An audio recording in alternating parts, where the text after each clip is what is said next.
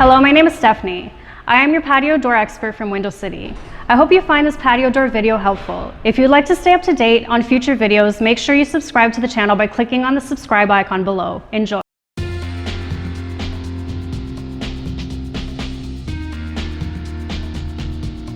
The first step is to determine the size of the rough opening.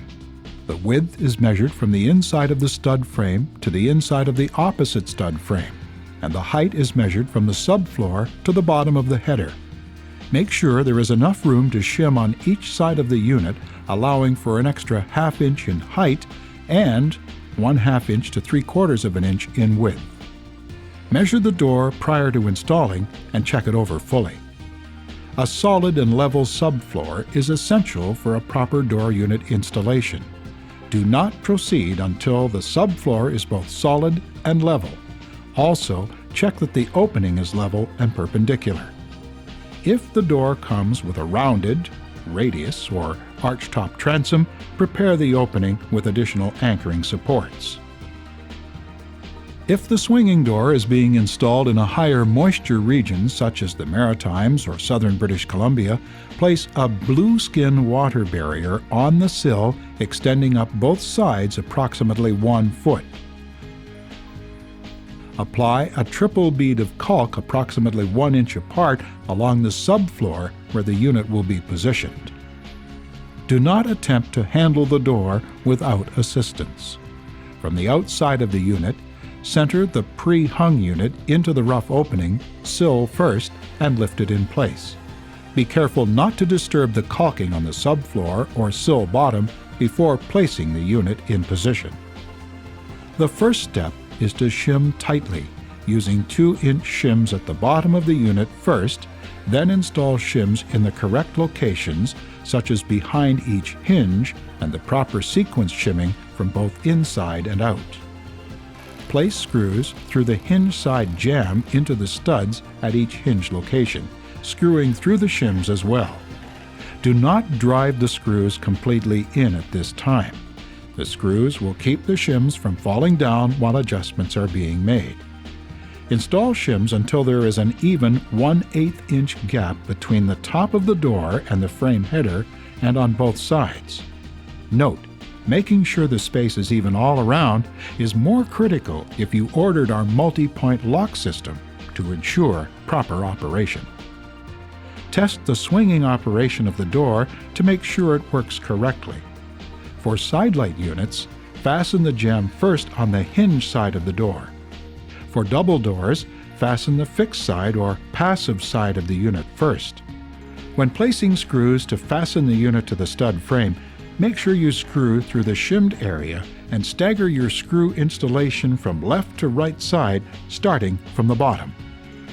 Once the door is secure, score the shims with a razor knife and snap them off flush with the frame face and then caulk the ends. For double doors, make adjustments that affect the alignment and weather strip contact between the doors. Recheck everywhere for plumb and have an even weather strip contact. Finish driving all screws tight. Unlock the door or remove the transport clip so that the door can open and close. Check for smooth operation.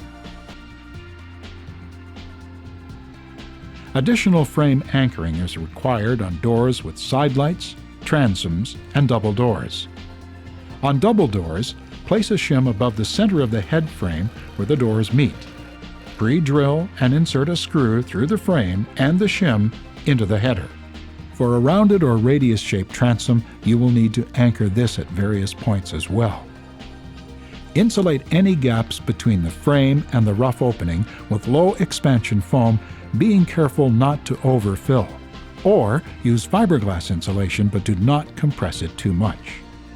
Once the door is secure, score the shims with a razor knife and snap them off flush with the frame face, and then caulk the ends. Install the interior and exterior trim around the frame unit.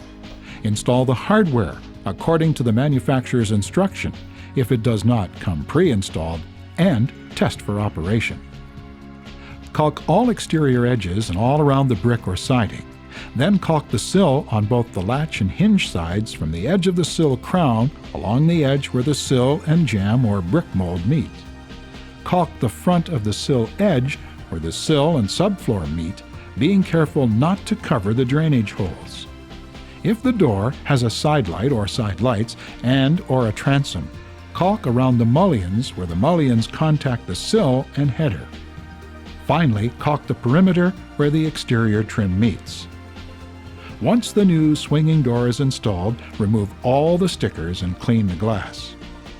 Check the operation of the door and the hardware to make sure it is functioning properly. If you are building your dream home or renovating your existing home, come to Window City, Canada's most trusted manufacturer of windows and doors.